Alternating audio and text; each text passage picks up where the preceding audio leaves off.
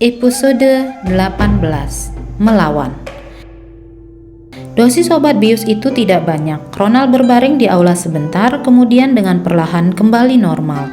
Ipon duduk di sisinya, orang-orang yang melayani diusir keluar semuanya. Di dalam ruangan itu begitu sepi. Jari-jari yang keras bagai baja itu mencekik lehernya hingga dia tidak bisa bernapas.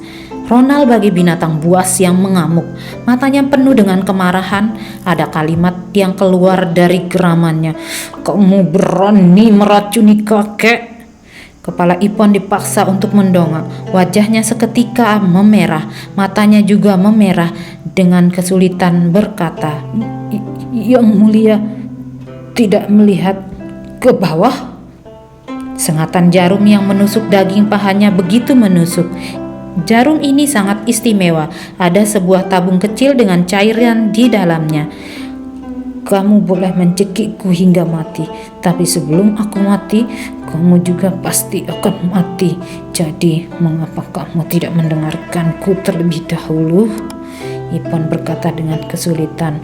Ada kekeras kepalaan di pandangan matanya.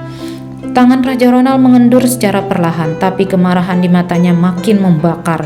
Wajah tampan itu sedikit terdistorsi oleh kemarahan. Dia mencoba menahan kemarahannya yang meluap. "Katakan, racun apa yang kamu masukkan?"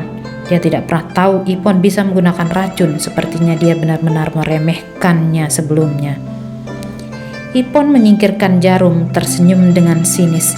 "Meracuni paduka kaisar di istana kekaisaran? Apa aku tidak menginginkan nyawaku?" "Katakan!" dia berkata dengan tidak sabar. Ipon menarik napas dalam-dalam. "Itu bukan racun, itu adalah obat. Kondisi paduka kaisar tidak begitu buruk. Aku sedang menyelamatkannya." Ronald mencibir, ada aura membunuh di matanya. "Aku tidak tahu bahwa diriku menikah dengan tabib yang begitu hebat." Dia berdiri dan menahan tangan Ipon. "Ayo pergi, mengaku dosa pada ayah kaisar." Ipon ditarik hingga tersandung dan terjatuh di lantai.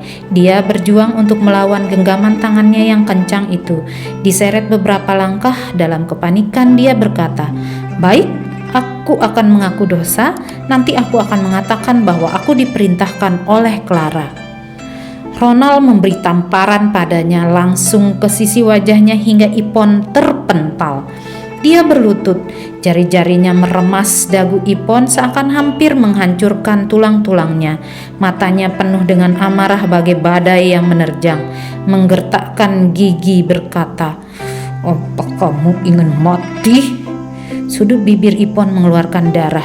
Dia tidak merasakan sakit sama sekali. Dia tahu itu karena sup golden purple, tapi Ipon sudah tidak bisa lagi menerima perlakuan ini. Ipon menyerengai dan mengungkapkan senyum tragis dengan kesulitan, kemudian menyuntikkan air jarum itu ke paha Ronald. Ketika Ronald menyadarinya, itu sudah terlambat. Tubuhnya mulai mengantuk, perlahan dia melepaskan Ipon. Ipon membalas menampar wajahnya sama seperti tadi, menggertakkan gigi sambil berkata, "Sebagai orang, jika kamu menghormatiku, maka aku akan menghormatimu. Kamu mempermalukanku berulang kali, memukuliku dengan kejam, itu sudah melewati batas kesabaranku. Kalaupun kamu ini keluarga kerajaan, tapi itu tidak berarti bahwa aku akan membiarkanmu menindasku senaknya. Jika kamu memiliki kemampuan, maka katakan pada kaisar untuk membiarkanmu menceraikanku, dan bukannya menjaga reputasimu sambil menindas seorang wanita. Apa kamu ini seorang pria?" Ronald sudah terjatuh ke lantai, matanya berkabut menatap Ipon, sangat ingin menelannya hidup-hidup. Tapi racun ini tidak bisa ditahan lama. Perlahan-lahan dia menutup matanya.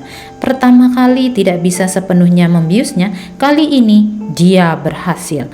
Ipon seketika lega, bernapas dengan mulut besar, air matanya hampir menetes. Dia mendongak dan memaksa air matanya untuk kembali. Sekarang bukan saatnya untuk menangis, masih tidak ada cara untuk hidup. Ipon mengeluarkan kotak obat dan membukanya. Setelah obat itu mendarat di lantai, secara otomatis berubah menjadi besar. Ketika meninggalkan lantai, dia berubah menjadi sekecil kotak korek api. Benar-benar sangat aneh. Ipon bernapas dengan terengah sambil memeriksa obat yang ada di dalam. Sebelum sebagian besar adalah obat untuk luka luar, tapi sekarang semuanya telah berubah menjadi obat jantung. Bahkan ada juga 2 botol ampul. Ini sangat aneh, tidak ada ampul di dalam ruang penelitiannya. Bahkan beberapa obat seperti propranolol dan dansen yang sebelumnya tidak ada malah muncul dalam kotak obat ini. Sekarang obat-obat ini terjejer rapi di bagian bawah kotak obat. Yang lebih konyol lagi adalah ada sebuah stetoskop.